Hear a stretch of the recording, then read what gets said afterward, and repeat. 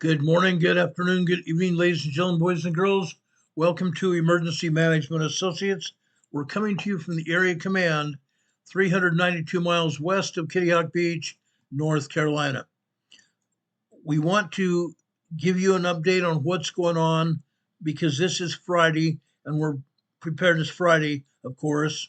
Every Friday is Preparedness Friday. We want to give you an update on earthquakes that have happened around the globe. We also want to give you an update on the stories that we've covered during the past week and a half. That is the focus of today's program. Okay? So I want to put that out there right in front. Already we have Sleeping Volcano here. Sleeping Volcano is a very dear friend of ours. Right now it's not showing her having a moderator's wrench, but guess what? Sleeping Volcano, you have a moderator's wrench right now. I appreciate being able to do that for you. Okay?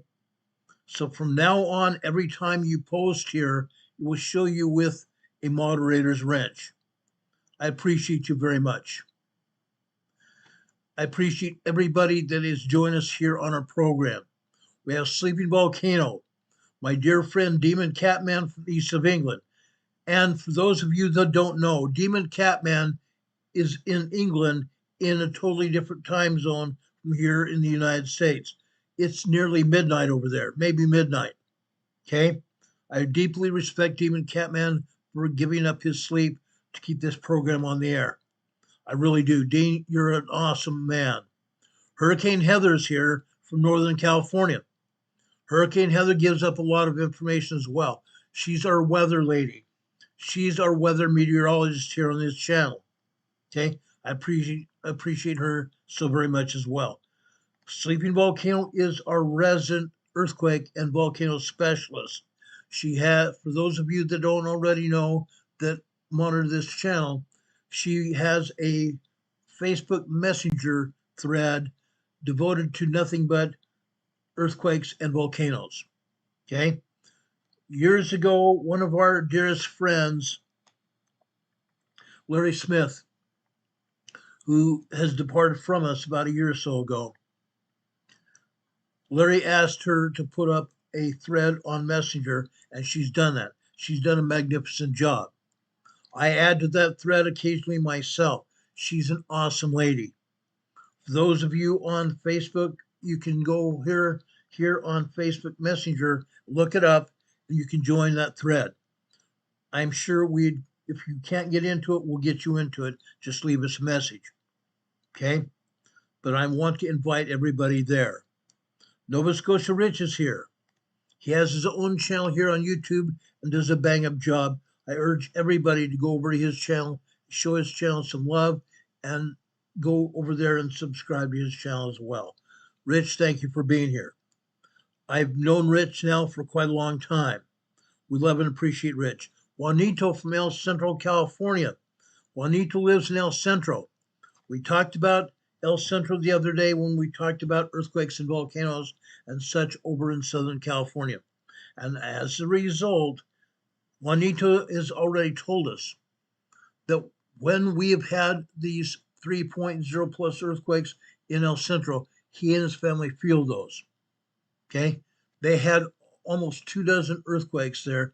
And I'm not talking minor earthquakes. I'm talking 24 3.0 to 4.0 earthquakes there this week, every day this week. How would you like to have 12 to 24 earthquakes hit you every day? That'd drive you out of your mind. Feeling the ground rattle beneath you. Feeling the ground move beneath you. That would drive me crazy. Juanito and his family endure it every day, as well as probably 10,000, 20,000 other people in and around El Centro, California. The whole valley there, the whole Imperial Valley there in Southern California is shaking. Big time shaking. Now, guys, I'm going to get started with this program right now. Okay? Juanito says here in the chat right now, he says, we're still feeling some shaking. It's crazy. I can only imagine what you're going through, Juanito. That's insane. That's totally insane. Now, last night, late last night, I was sent a video by one of our associates. Okay. I've been reviewing every kind of video about what happened on September 10th since Charlie Kirk got shot. I've reviewed all kinds of videos. I am a weapons instructor. I've been a weapons instructor since probably early 90s. Okay. When I was a police officer, they asked me to be a weapons instructor. I believe it was 1991. I became a weapons instructor. I have instructed all kinds of weapons for police and civilians. I've taken people to the range and made sure they knew how to shoot. As a result of that training, I've kept up with my training. Every kind of video that I can get a hold of in regards to any kind of shooting going on, I've reviewed, I've made my recommendations to some videos. I've also picked up information that other officers and investigators haven't seen. I want to show you information from the video from September 10th that up until now, some of you may not have seen.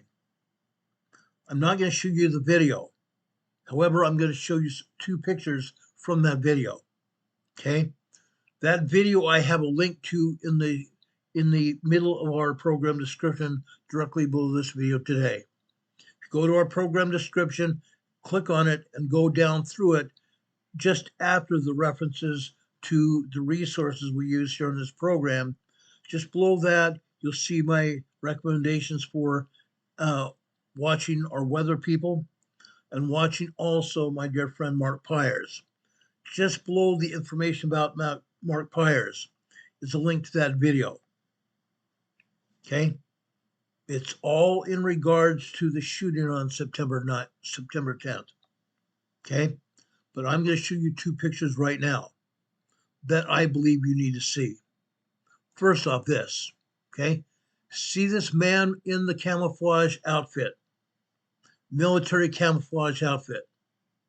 Okay? Notice his rolled up sleeve there. Okay? Typically, military personnel are required to wear long sleeve shirts. During the summertime, they roll up the sleeves like this man has done here. But there's something individual that I need to talk about this man. No, I've not yet identified this man, but I'm going to. Okay?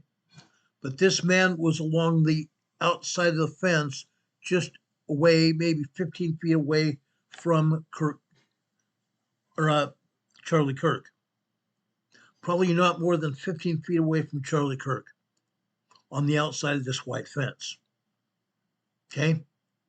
Notice all the other people around him. I ask you not to forget that. Okay? Then, this is a superimposed picture of that man. Again, notice his rolled-up sleeves. Notice where his right hand is. Right between his middle finger and his ring finger on his right hand. You notice the separation. Okay? In that separation is a pistol barrel. A pistol barrel. Inside of his hand, he has what they call a palm gun. A palm gun. Okay? Now, that palm gun is just almost as small as this Bluetooth I have here in my hand. But in this case, look at between his fingers. He put this up to his chest like this.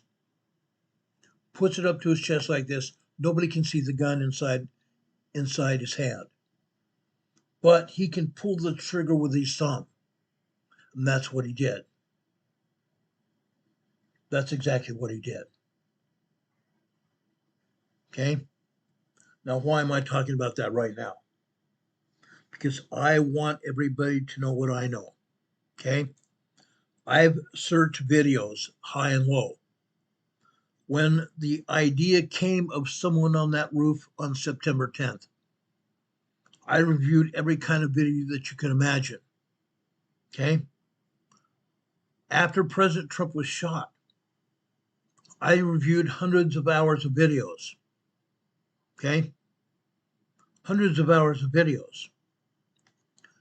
That man on the roof outside the venue where President Trump was shot was over 400 yards away with a very high-powered weapon.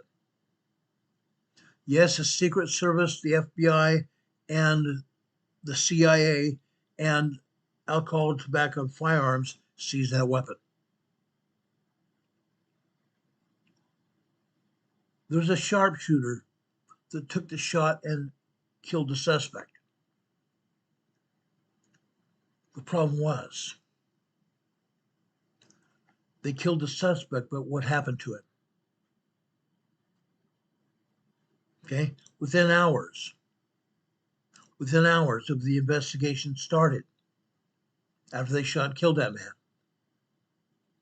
they put his body in a body bag, took it off the roof, allegedly taking it to a medical examiner. Then within 5 days,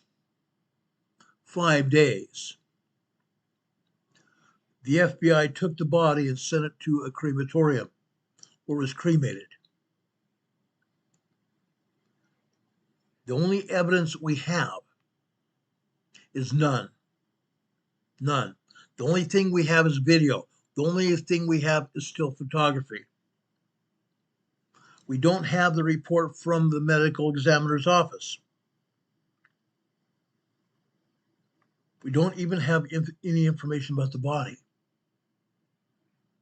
As I reported at that point in time, there may have been 2 shooters there, 2 different people. I pointed out the differences between those 2 people when I saw it. But again, the sharpshooter took that person out, or took one of those 2 people out. It was never ever ascertained which people it was, but only what the government wanted us to know. Only what the government wanted us to know. In this case, I believe may have been a rush to judgment. There may have been a rush to judgment. They picked up Tyler Robinson. Yes, Tyler Robinson made many statements that he is the one that fired the shot that killed Charlie Kirk. He told his live-in lover, a man who is trying to transition to a woman, he told that person to destroy evidence. He told another person also to destroy evidence.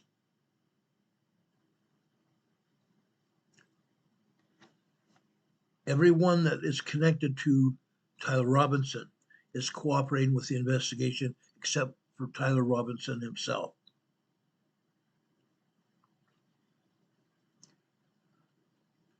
Why do I believe there may have been more than one person? There are at least 3 people right now that I am investigating. Yes, the FBI, the Utah County Sheriff's Office, the Utah Bureau of Investigation may be also investigating people.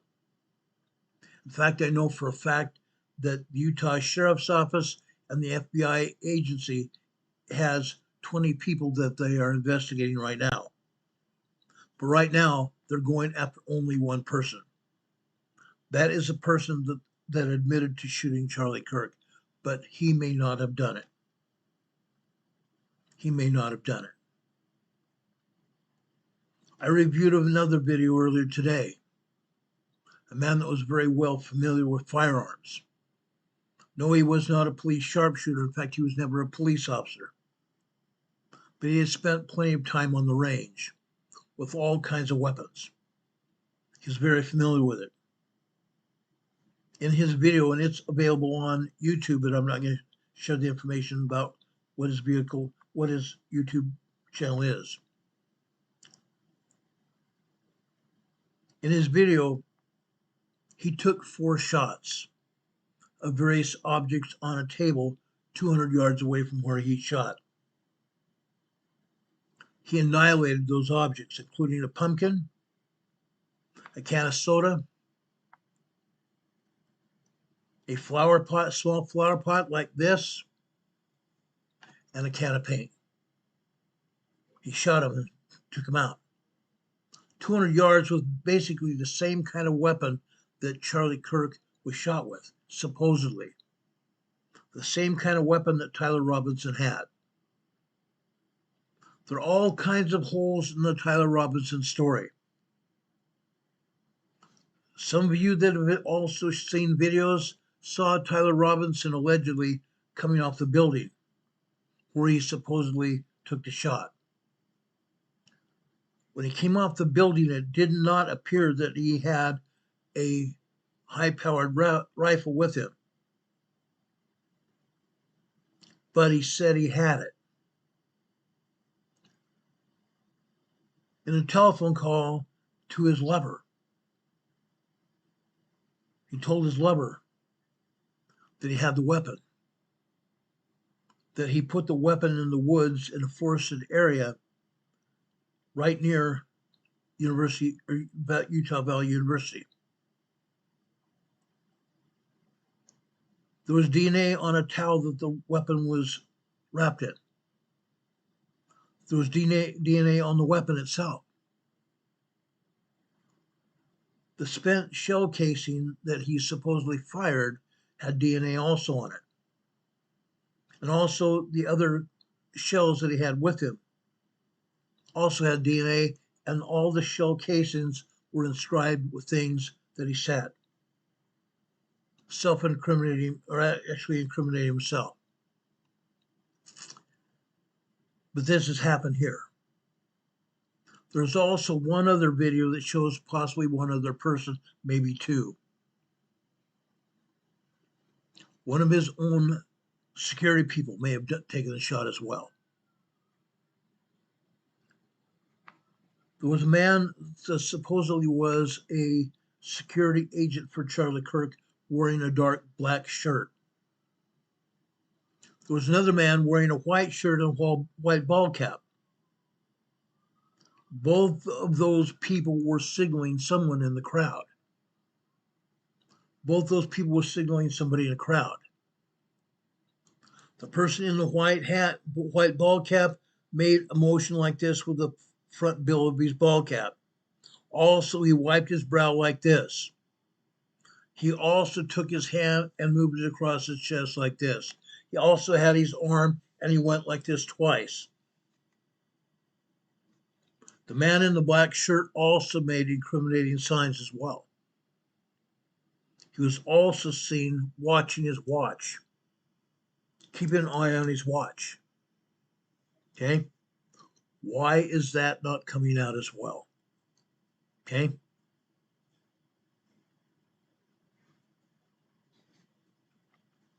Why is that not out as well? I just want to make sure that you all are aware of what I've seen. Soul Shaker says he has seen a video of him walking with a weapon in his pants. That's what I thought. That's what I thought. But again, I am concerned that we have rushed to judgment. Yes, we have someone that has said that he took the shot. But what happened? What happened? There has also been video that I'm sure you've seen of people inside the crime scene taking down cameras inside the tent device that was protecting Charlie from the sun. Even one man standing on the same chair that Charlie had been sitting in sitting on that chair, taking down cameras and other things at the top of the tent. Why was that scene not secured? Why was that scene not secured? That was a crime scene. Someone got shot and died. Yet the scene was not secured. I have real issues with that. Linda Covington is here in the chat saying, why was an ambulance not there at the rally? I agree. Charlie Kirk himself had said that there were threats against him. His wife, Erica, had asked him to wear a bulletproof vest. Erica had always asked him to wear a bulletproof vest, which he apparently was doing. But I did not see any bulletproof vest on his person. Most of us who have been working in the law enforcement kind of field, or have been working and trying to protect high-profile protectees, we've asked those people underneath their shirts to be wearing a bulletproof vest. Now, vests have become very inanimate, meaning they're easily concealable. There's a thing called a trauma plate. There's a thing called a trauma plate that is sometimes as small as this, that is worn over a person's center of their chest, man or woman. The trauma plate is specifically designed to prevent a heart shot to the chest, center mass heart shot to the chest. If he had been wearing a bulletproof vest, a full coverage bulletproof vest, no one would have been able to take a chest shot. And if they would have, from a distance of 200 yards, 400 yards, or farther, the shot would not have been able to penetrate the bulletproof vest. Yes, it would have knocked him down.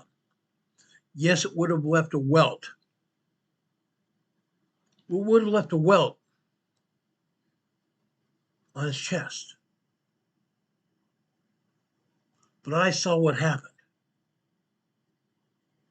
As I said, I reviewed so many hours of the videos.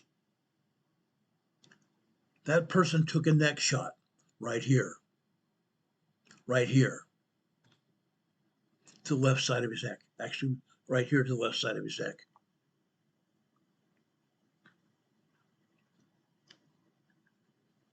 It's a pretty expert shot. As I have pointed out right here, would this person have an accurate enough shot to have hit him in the neck where he lost the blood? Yeah. Charlie Kirk died almost instantaneously.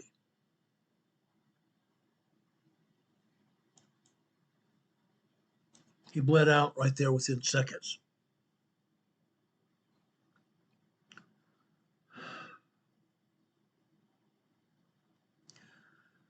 Linda Covington is here in the chat. The University of Utah Valley University would have been liable for safety issues being ignored. Yeah, that's the other issue. All of the universities throughout Utah or anywhere else has police departments. The college I went to in California had a police department that I was part of. I was part of the college police department where I went to school.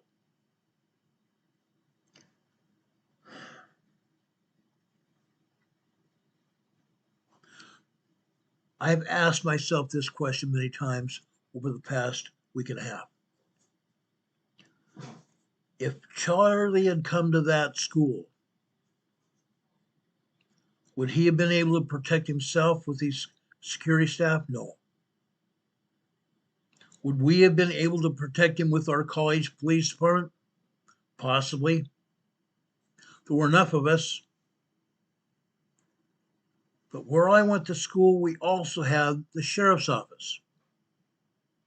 Had a great number of sheriff's deputies, full-time deputies, and detectives that could also have helped protect Charlie.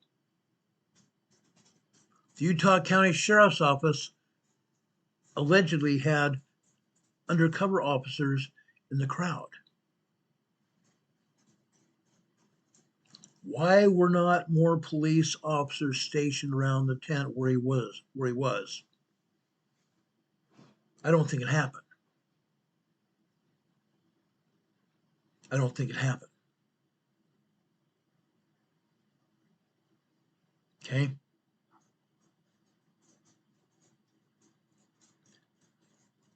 I'm very sad. I'm deeply disturbed by what happened. No, I never met Charlie Kirk, but I considered him a friend. I had watched many of his videos throughout the years. I was very familiar with what he had done for the Republican Party and helped making sure Trump got elected. I'm very impressed by what he has done to also witness for Jesus Christ. As I said before in other videos this week, Charlie Kirk was a scriptorian. Not only had he read the scriptures, he memorized scriptures all the time. He memorized scriptures that were very important to him and could be important to other people. And when the time was right, he quoted those scriptures almost verbatim. I admired that. Yes, I can quote some scriptures when I'm thinking about it. But Charlie Kirk was amazing. He brought more people back to the church than anybody else has ever done in our history. During the past, I want to see even 20 to 50 years, between 20 and 50 years, people fallen away from the gospel of Jesus Christ. Fallen away. Charlie Kirk brought him back. Charlie Kirk brought him back. This past weekend, churches across this nation and around the world were full. I saw video after video of people saying they had to walk 5 to 10 blocks away to walk to the church where they wanted to attend. Church congregations were full. That's going to happen again on Sunday, 2 days from now. Now, I promised you guys I will cover the funeral of Charlie Kirk on Sunday.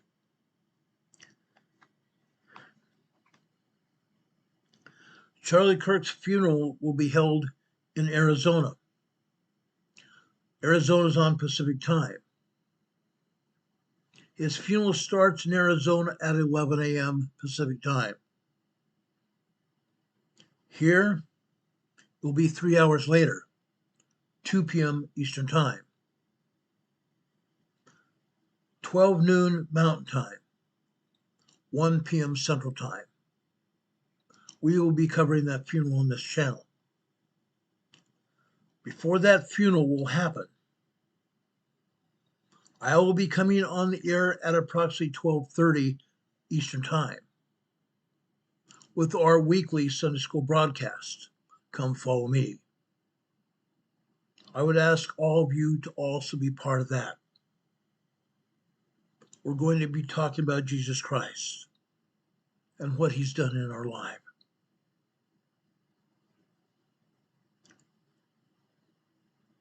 I'm concerned. I'm very concerned. Hurricane Heather just put this up in chat, and I echo this.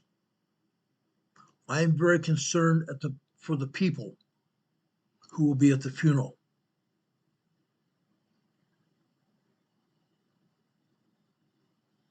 They may also all be under attack. President Trump is supposed to be there, as well as Vice President J.D. Vance. President Trump is allegedly going to speak at that funeral. Yes, I am imagining that police departments from all over Arizona will be at that funeral.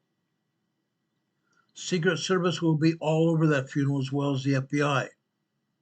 Cash Patel and Dan Bongino. I'm sure that's going to happen.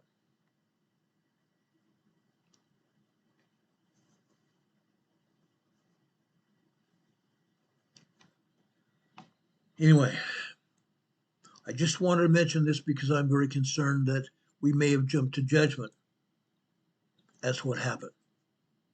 Again, the link to that video that I have is down below the resources that I've had that I use here on this channel, right beneath the information about Mark Pires, who is my dear friend. Mark Pires has his own YouTube channel. He also has another YouTube channel about his real estate business that I highly advise all of us to take a look at. Great information. Now, I want to pull back a little bit, just a little bit, from what we've been talking about now. I want to talk about the attack on Pearl Harbor first. Yes, I'm going to talk about nuclear fallout. I'm going to talk about nuclear fallout tonight. But first, I want to talk about what we did in Japan. What happened in Japan during World War II? The attack on Pearl Harbor from Japanese forces, Pearl Harbor, Hawaii. That attack from Japanese forces was a surprise. A military strike from the Empire of Japan on the United States fleet at Naval Base Pearl Harbor on Oahu, Hawaii. December 7th, 1941. At the time, the United States was a neutral country in World War II. After the Japanese decimated our naval fleet at Pearl Harbor, they could have sent their troops and ships and carriers directly to California to finish what they started. The prediction from the Chief of Staff was we would not be able to stop a massive invasion until they reached the Mississippi River. Remember, we had a $2 million, a 2 million man army. The United States had a 2 million man army and warships in other localities around the world. So why did they not invade? After the war, the remaining Japanese generals and admirals were asked that question. Their answer was simply this. They know that almost every home in the United States had guns, and the Americans knew how to use them. The world's largest army. Today, the world's largest army's gotten larger. American hunters.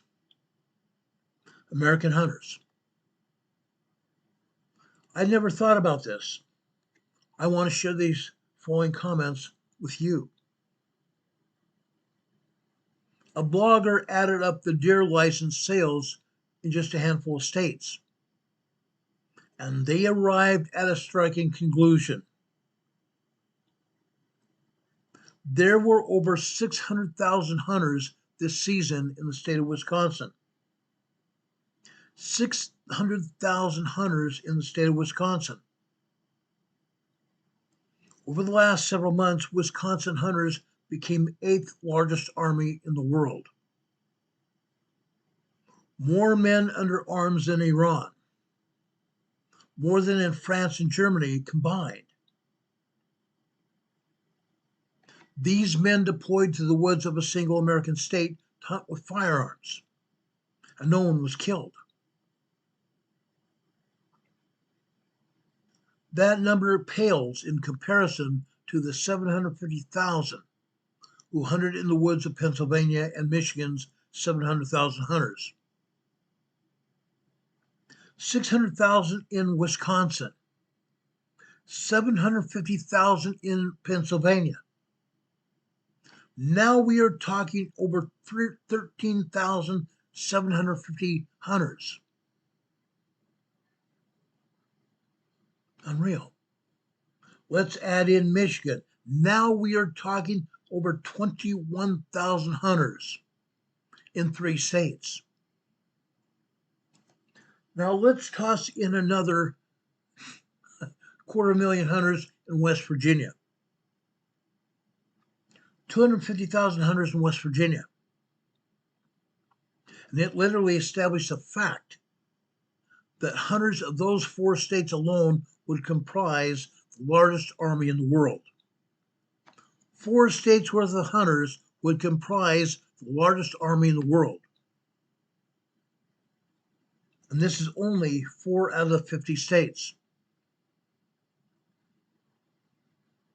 The number of hunters in the state of Texas would be the largest standing army in the world by itself.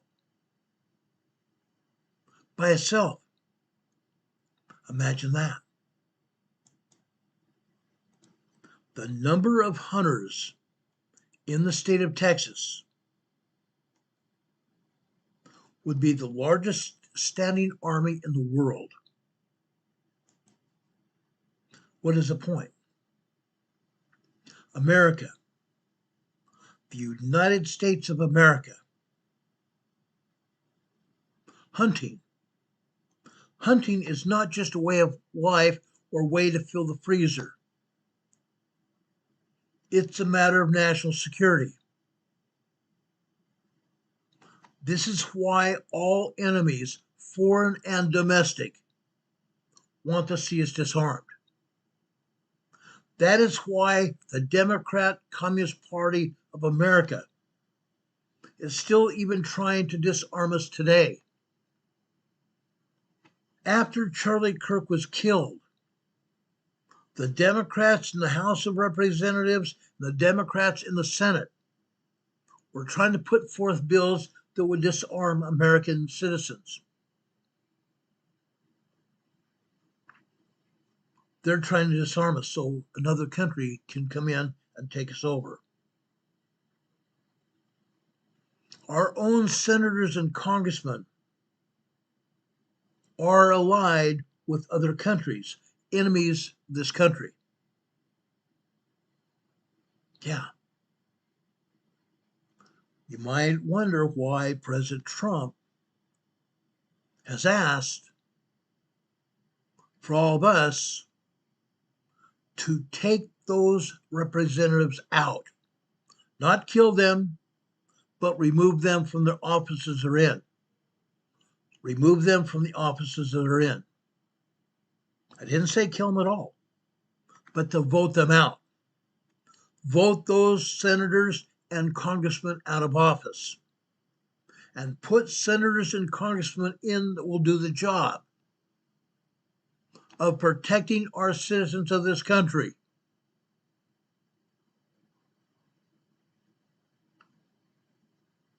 That's food for thought when we next consider gun control again. Don't ever let our own representatives in Washington try to disarm us. At the height of the Cold War with Russia, the United States was concerned enough with the possibility of an all-out nuclear war, an all-out nuclear exchange, that the fear trickled all the way down to what children would do in their classrooms to avoid annihilation. When I was a youngster in grade school, I think it began when I was a first grader, we practiced duck cover and hold on under our desks. We were even ushered down to the school's bomb shelters. That was 1960-61. Now we see classic videos and images that show how many millions of students across this country were taught that the best thing that they could do in the event of nuclear blast was, in retrospect, of course, these drills seemingly comically ineffective in today's society,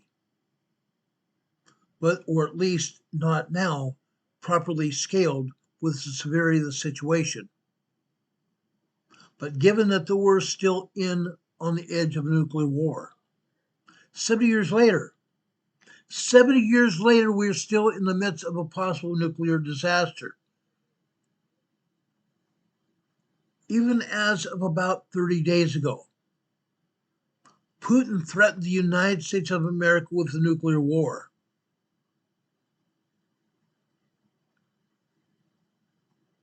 So as I think about the drills that I went through as a child,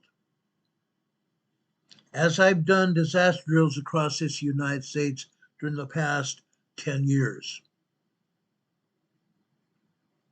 this begs the question, what should each of us do in the event of a nuclear blast? What should each of us do in the event of a nuclear blast? Duck, cover, and run? Duck, cover, and hide? Is there anything you can do well? Yeah. Duck, cover, and hide behind blast-proof doors. There are many facilities around this country that have nuclear blast-proof doors.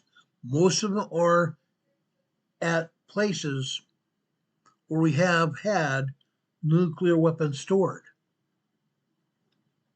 And now some of those places have been built into homes, have been built into condominiums. Upwards of 20 different families could fit in those condominiums, each of those condominiums. Those facilities have blast-proof doors. There's also some blast-proof doors in other facilities around this country. Blast-proof nuclear facilities. What are some clarifications we need to have as how to survive a nuclear blast? First off, you have to get lucky. You have to get lucky to see if you can find or be anywhere inside of several kilometers where a fireball that might end your life and the life of everybody else. Anywhere inside this tiny area, several kilometers wide, a fireball that modern nuclear weapons produce would end up completely annihilating each one of us, including our bones. A fireball would burn us out.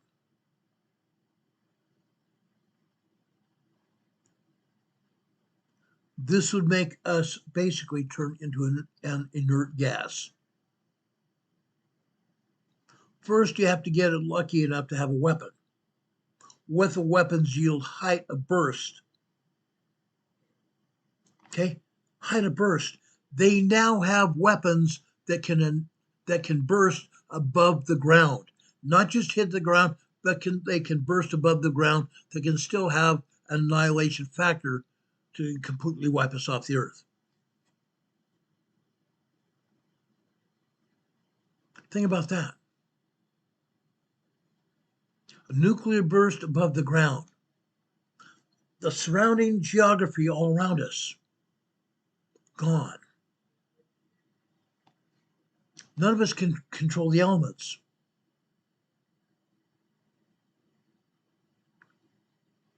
And we have to be very specific about the nuclear blast. How do we protect ourselves from all the different areas we might have to be in? If you may even be still around to make a difference. One aspect of nuclear blast can possibly save yourself. from perhaps surprisingly only a small amount of the nuke's energy. In some cases, you might be able to survive yourself, saving yourself from even a small amount of the nuclear weapon's energy. And most of that energy is converted into ionized radiation, which dissipates relatively quickly, and it can be avoided by leaving the area where the blast happened. The next largest portion of energy is the thermal light. If you watch the movies, they say don't look towards that light. Look the other direction. The thermal light and heat can cause instantaneous third-degree burns, and it can ignite almost basically anything, but is also just light. So as long as you're not in the line of sight of it at the time of it, to avoid it. The majority of a nuclear bomb's energy is converted into a blast wave, and this is the most dangerous aspect of it. Even if you survive the fireball, there will be a colossal wave of air, exerting all kinds of pressure around you. Air pressure, heated air pressure in our atmosphere, even high above us. That air pressure is going to hit the ground like this, and then it's going to bounce off the ground again. And it's also going to go laterally across the ground. Even just a few pounds per square inch can lift and toss vehicles. A few pounds per square inch can lift vehicles and annihilate forests. Annihilate forests? What's that? Knock down trees. I saw this happen approximately 1992-93 when I went to Yosemite. There was a huge rock fall that came down from El Capitan. 1 mile high above the ground level of the forest. The falling rock, guys, had wind speeds of over 600 miles per hour.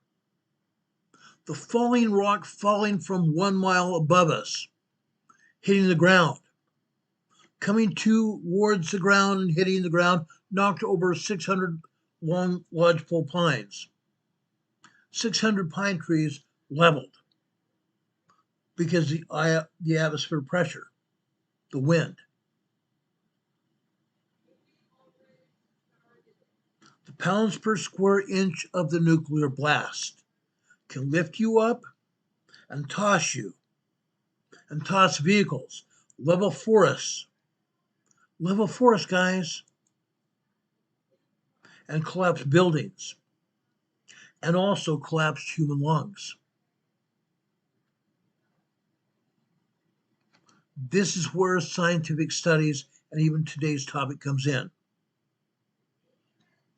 Now, if you are facing an incoming blast wave, maybe you'll be fortunate to be inside of a building, inside of a room. If you're facing an incoming blast wave and you're in a classroom or your home or another building, you do not want to be outside, where you should place yourself as a best shot outside. Your best place to be is inside a building, possibly near the innermost walls of the building. That is probably your best shot for survival. But to not be as complicated as you might think. The study that I'm talking about goes through what happens today. A recent study entitled Nuclear Explosion Impact on Human Indoors. and it's aimed to use simulations to determine where the most dangerous place to be in a simulated building, for example, that might be if a nuclear blast wave were to hit it. So they use a simulated room in a simulated kitchen area. They also simulated a 750 ton kiloton bomb. They simulated a 750 kiloton bomb, a blast wave from a nuclear weapon. Then consider the blast wave entering the window of the building to determine where the safest place might be.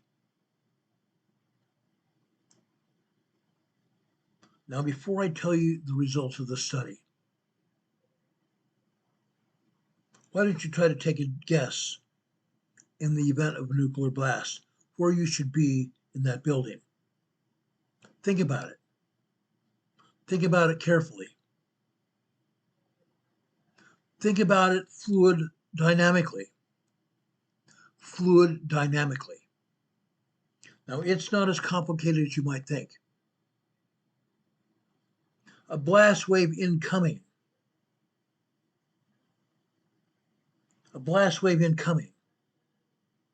Would annihilate insects, annihilate rodents. But my gosh, that blast wave, the blast wave from outside the building,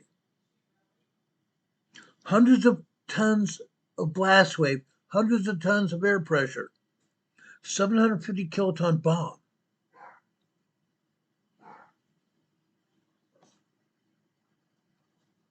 Unreal.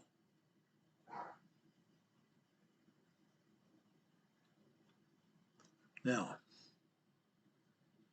there have been a lot of movies out there over the years that showed some people trying to survive a nuclear blast. Now, in order to do that, you need to use your time wisely. If, in fact, you even have the time, or the government has had the time to put up a warning siren, or if a news network on television or radio has put out the warning. What time element are you going to have? Is it going to be minutes or hours? We may only get a 30-minute time period as a warning before that blast wave hits. Gathering actual scientific evidence, we're going to find ourselves at a high impact area.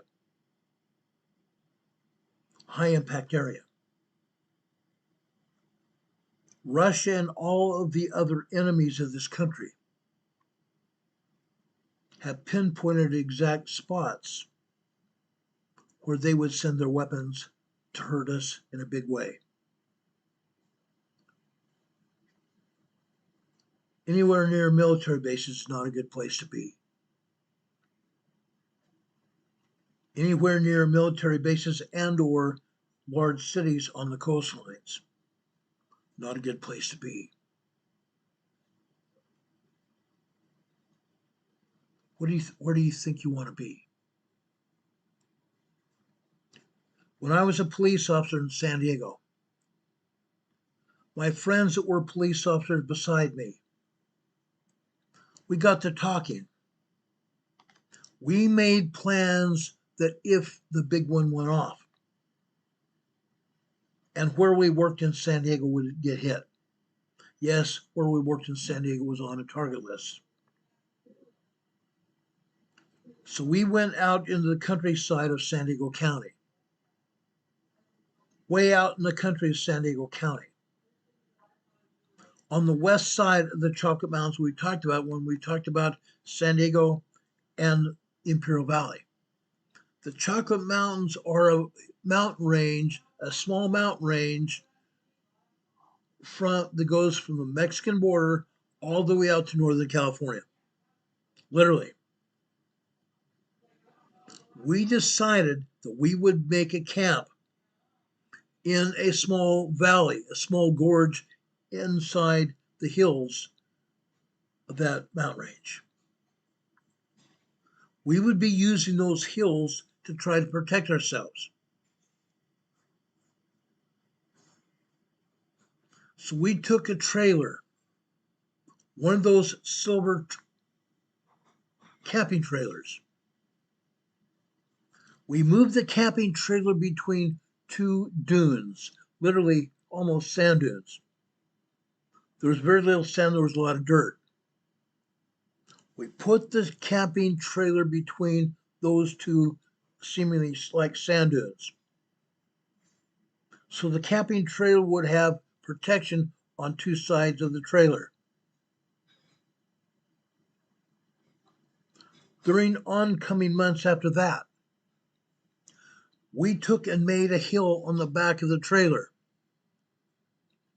So the trailer would also be protected from the back. We made it so tough that we put a piece of steel over the top of that trailer and then put dirt on top of that so the trailer would not be seen from the air. We also made it almost impossible to recognize that trailer from the ground as well. Put all kinds of brush around the trailer, so nobody even would be able to see the trailer from the ground as well. We built a concrete blockhouse. We took concrete block and a lot of cement and made our own mortar and built a blockhouse, also with a steel roof attached to it. And in that blockhouse, we had situated all kinds of equipment that you might only imagine to see. Number one, there were about 6 or 8 of us, including my police captain. We thought in the event of a nuclear blast, we would try to protect our families inside that trailer. And then to have access out to the real world after it happened at some point. We also had plenty of food in that blockhouse and also in that trailer to be able to survive what had happened. We got permission from the U.S. Forest Service to build that blockhouse. We got permission from the U.S. Forest Service to put that trailer where we had it. There's a reason. Protection. Protection. Now, why am I talking about this? I want all of us to be thinking about what we would do in the event of a nuclear holocaust. 70 years after the Japanese attacked at Pearl Harbor, and we dropped 2 bombs. Yes, we dropped 2 nuclear weapons on Japan. Now today, we are being threatened by China, we're being threatened by Russia, maybe more so even Iran. Yes. They have nuclear capabilities. Now, President Trump and our military forces went into Iran just over a month ago, and they believe they annihilated Iran's capabilities. But what if they already have a weapon? What if? Because Iran is already flexing its muscles again. Each one of us can't flex our muscles enough to stop any problem from happening. Our government's trying. Our government is also trying to stop war. Already, President Trump has stopped 3 wars from happening. He's working on the 4th now. easing problems, easing problems. That's what this channel is promised to be about, easing problems, helping each one of us to prepare for something that we never even thought could happen. How can we prepare for something that we never even thought could happen? That's why we're here. We want to make sure that we can be there for everybody. Now, I've taken a look here, and we have 31 people watching our program, supposedly. Those are low numbers. Yes, YouTube is annihilating our numbers here on this channel.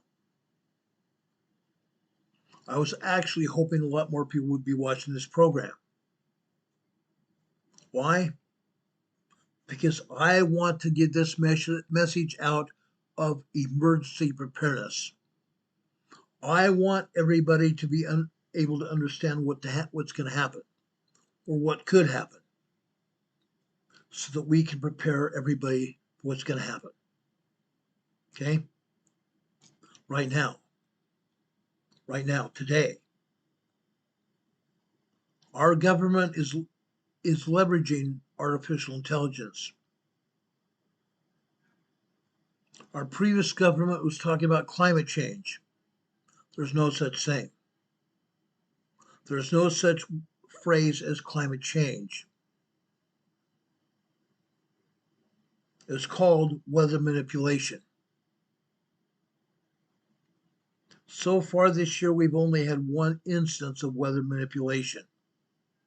Hopefully it doesn't happen again, because a lot of people died in Texas when that happened.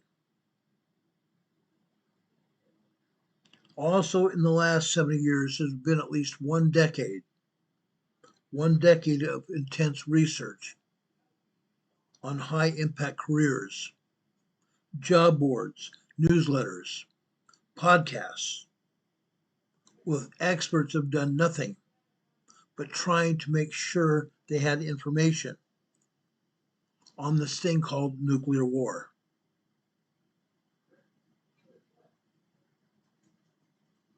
I want each of us to become very effective in preparing ourselves and our families, and hopefully getting the word out to our neighbors and friends,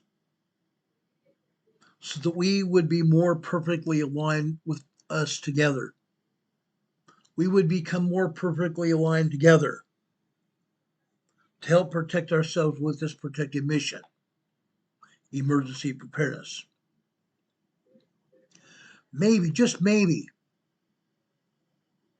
you're also going to be planning. We've talked about emergency preparedness planning on this program before.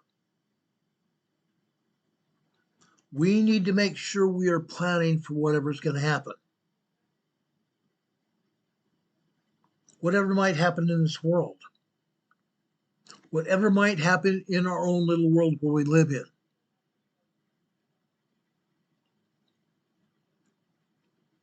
Most pressing problems sometimes literally evaporate into thin air around us. But that's why I'm talking about this today. This problem I'm talking about is not going to evaporate. The genie's out of the bottle. The genie's out of the bottle. But as I spoke before, we have all kinds of reinforcements all around us. Hundreds of thousands of armed men and women that are here trying to protect us. Here trying to help protect themselves. Yes, they're going to also protect us. Our neighbors, our friends, you and I. But again, let's take 60 seconds to think about this question. Where should you be during a nuclear blast? If you are in a building, where are you going to want to be inside the building?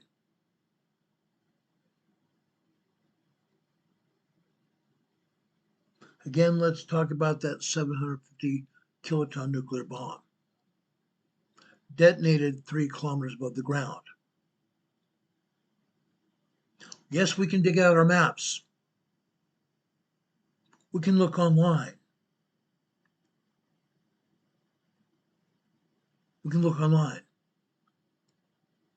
We can look at simulated maximum air velocities inside a building, outside the building. In the first 10 seconds after the blast wave enters and overpressures the area around us. Overpressures us 3 and 5 times the pressure we are now in.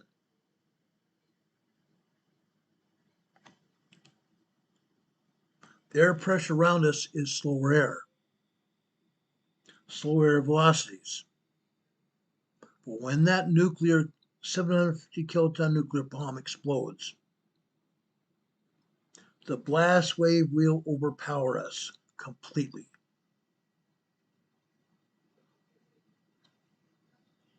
The higher velocities of air will annihilate buildings. Like I said, annihilate everything around us. Some buildings might survive if they're concrete buildings, brick buildings, reinforced steel structure brick buildings, block buildings.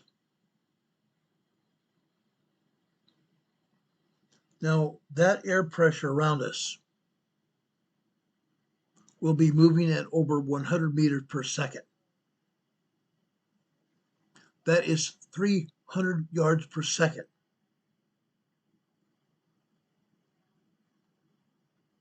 Given a reasonable human mass, that air pressure would pick us up and throw us over 60 feet in the air.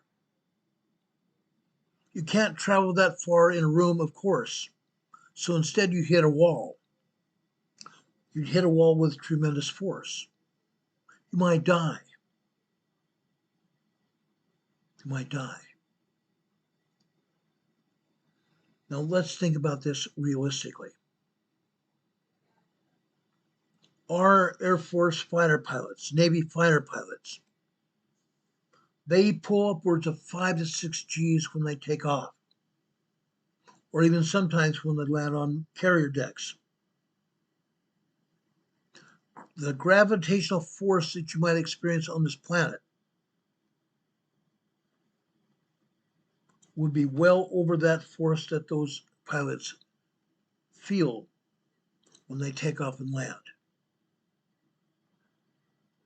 Forces over 140 Gs, which could easily be fatal. So what can we learn from these results? What can we learn from this information? Blast waves outdoors are very fatal, very dangerous. In some ways, if you are in a building near windows, and that blast wave comes in through a window, and you are anywhere near that window, you're going to fly. You're going to fly. Even a small window opening or door that can expand out into a hallway or corridor. The air velocity itself increases per second. And it looks like the blast waves follow the path of least resistance. The path of least resistance, an area in front of it. Again, you don't want to be in the area of where a door opens up, where the blast wave knocks the door off its hinges. You don't want to be in an area that has windows.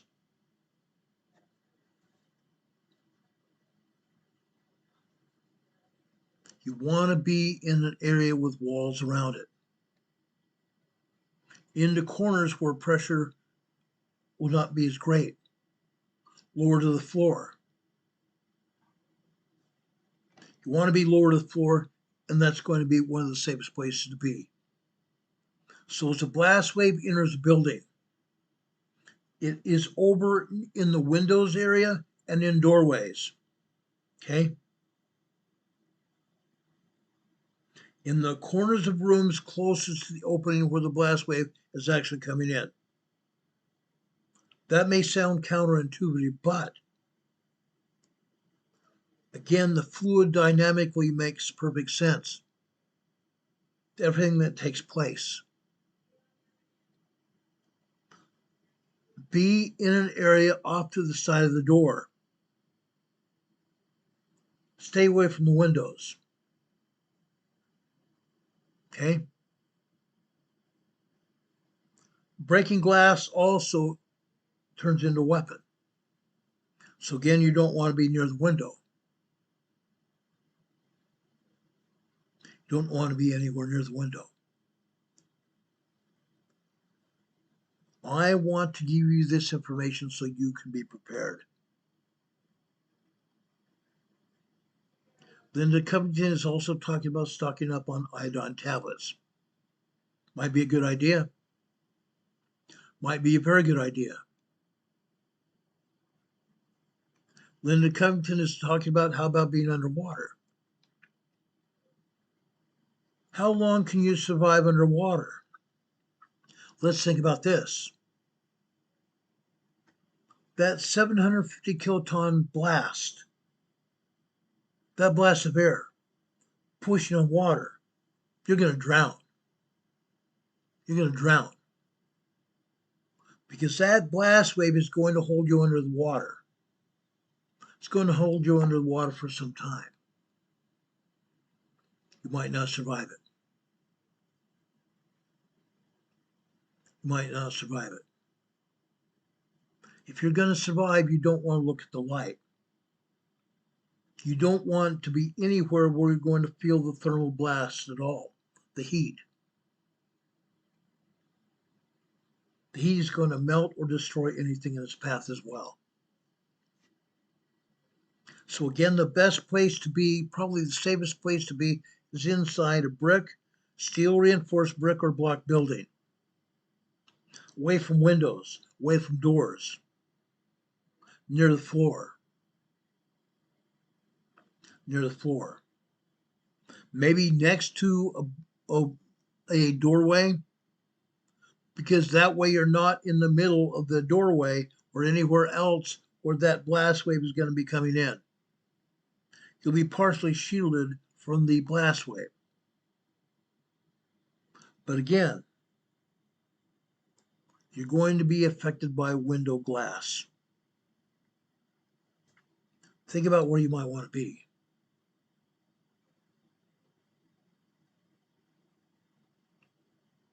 Think about where you want to be. Because again, that tremendous air pressure, that blast wave, the thermal blast itself, that G-force will literally collapse your lungs, collapse your body, make it so you can't breathe. Then the thermal part of the blast will melt you to pieces. Okay? Remember what I said about me being a child back in the 60s? Telling us to duck, cover, and hold on to our desks? Guess what? When we think about it, the philosophy back in the 60s of duck, cover, under our desks would do nothing but see children flying around at high speed, holding onto a desk that might hurt us or hurt somebody else. How'd you like to be flying around with a desk in your hands or having a desk that someone else is holding onto fly around and hit you at a pace of 100 miles per hour or more?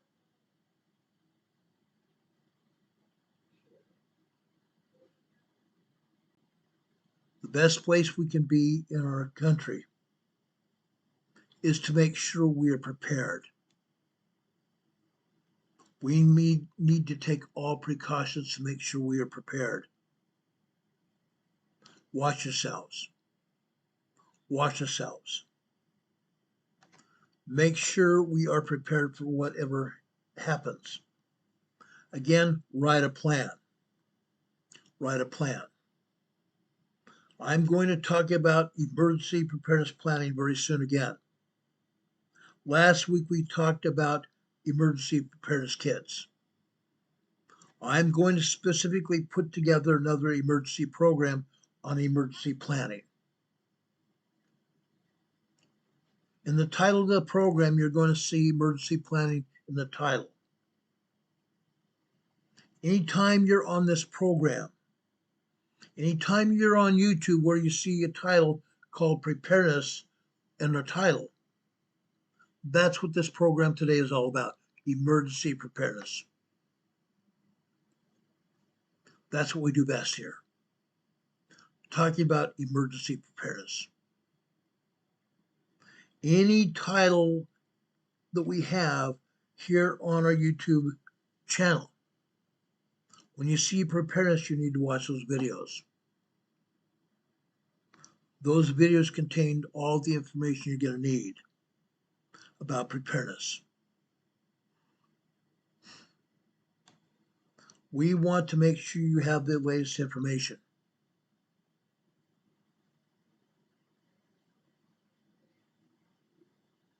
We want to make sure you have the latest information that's going to help you and save your lives. That's what we do here. Save lives. Save lives. Does anybody have any questions about anything we talked about tonight?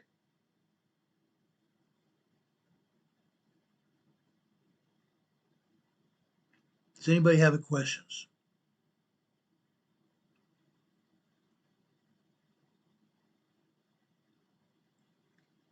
Again, surviving the fireball and the blast wave does not necessarily mean that you're going to survive what's coming. Yeah, it's true. But we want to make sure you have the information necessary so we can get through whatever's going to happen. Linda Covington says she's ready to meet her maker, so am I. I want each of us to make sure we're there. Heather says we're buffering. Not surprising. That's what YouTube does to this channel. They buffer us. So people are not going to want to be here watching this video buffering. That's what they do. Sad. Sad.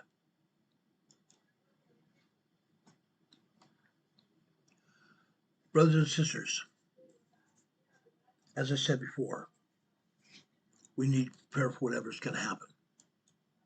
Because if it's going to happen, it's going to happen. If it's even possible, it's going to happen. One other thing. I get my medication mailed to me. The medication that my doctor wants me to have, I get it mailed to me from a mail order pharmacy. My insurance company approves. When you use up a bottle such as this, make sure you take off the outer information from the bottle. You don't want anybody to know what was in this bottle. You also don't want your name and information on it. You also don't want your doctor's name on it as well. I've taken off all identifying information, including barcodes. That way nobody can see what's going on. It's very easy to do this by just going like this, peeling the information off. Peeling the information off and taking it off. You don't want your name, you don't want your address, you don't want your telephone number, you don't want the name of the medication either, or even the pharmacy name. Pull it off, destroy it. Then you can either toss this out as it is, smash it up, or fill it full of water and put it in your trash. That way nobody else can do it. Nobody else can do anything with that bottle. Okay? Our buddy Demon Catman is here as well in the chat. He's also advising everybody watching this channel that you can help donate to this channel. At the bottom of your screen right now, you see our Venmo locations and our PayPal locations scrolling across your screen. Our Venmo still doesn't work, but our PayPal does. You can send us PayPal donations all day long. Also, you can send us donations to our mailbox here. Our address here is 504 Bethel Road, Bethel Road, Box 401, Morganton, Morganton Road. Morganton, North Carolina. Town's called Morganton, Morganton. Morganton, North Carolina. Zip code here is 28655. You can easily slip a check or a cash donation inside your letter inside an envelope. Slip the cash or check donation inside your letter inside the envelope. That way nobody from the outside of the envelope can see what's in it. You also can slip a donation inside your card that you send to us. We love cards. We also love hearing information that you're doing to help protect yourself and prepare your family. We love to have those stories. We love to have those information. If you want, we can also share that information with other people here. We want to make sure we help each other.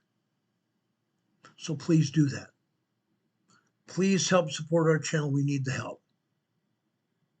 We pay almost $253 a month just for bandwidth. Just for bandwidth, internet bandwidth, to keep this program on the air. And even then, YouTube buffers us. I pay that much in bandwidth to make sure we are not the ones responsible for buffering. We're not the people responsible for buffering. Brothers and sisters, I love you. Every day I ask for the Lord to protect you. The last words out of my mouth and the first words out of my mouth every day. Bless those people I speak to. Bless our EMA family. Bless our family, our children, our sons and daughters, our brothers and sisters, and our parents. I ask those same blessings here for you today. I love you. I care for you. Those of you that have been with me this long, I've been on the air now over 6.5 years. Those of you that know me know that I love you very much. I've shown you that love in many ways throughout the years, and I will not stop. I will not stop. I care for you guys more than anything else in the world. Now,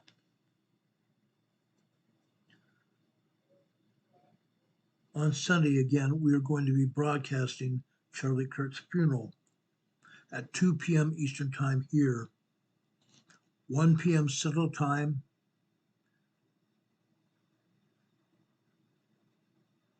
12 p.m. Mountain Time,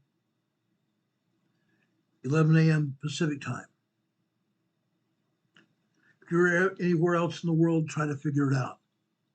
We'd love you to be part of this broadcast. As I said before, Charlie, I felt like was a friend of mine. He emulated many of the things that I also talk about. Love, companionship, family, Christ. That's one of the reasons I feel like he was just more than family, but friend, a very close friend. As an honor to Charlie Kirk today, I want to go over to the first chapter in Timothy. I'm going to the 9th verse here. Knowing this, that the law is not made for righteous men, but for the lawless and disobedient, for the ungodly and for sinners, for unholy and profane, for murders of the others and murders of mothers and fathers and manslayers. That's the law. That's the law. One of Charlie Kirk's favorite scriptures is in John chapter 3, verse 16. John chapter 3, verse 16. For God so loved the world that he gave his only begotten Son, that whoso believeth in him should not perish, but have everlasting life. For God sent not his Son into the world to condemn the world, but that the world through him might be saved. That whoso believeth in him should not perish, but have everlasting life. Those words today are those words that I want to share with you. Those who believe in God, his Son Jesus Christ, and follow those simple commandments that they've given us, will be able to have eternal life in the highest degree of Heavenly Father's kingdom, to be with him. I ask God to be with you. I ask God to be with Charlie Kirk and his family, and those of his friends and all of us that loved him, admired him, and those that worked with him. God be with you all until we meet again. If anything happens tonight or in the morning, we will be back here on the air to talk about it as soon as the information becomes available. Just to let you know, we talked about that earthquake off the southeast coast of Kamchatka Peninsula yesterday. A 7.8 earthquake, supposedly, was actually an 8.4. It was an 8.4 earthquake. We've had over 72 aftershocks so far, and more happening every minute. That's spreading across this world. Let's be prepared, brothers and sisters. Take care of each other. Love each other. If nothing else happens this weekend, we'll be back here on the air with our Sunday school class called "Come Follow Me," the Savior said, at 12:30 p.m. Eastern Time, 11:30 a.m. 1:30 p.m. Central Time, 12:30 Mountain Time,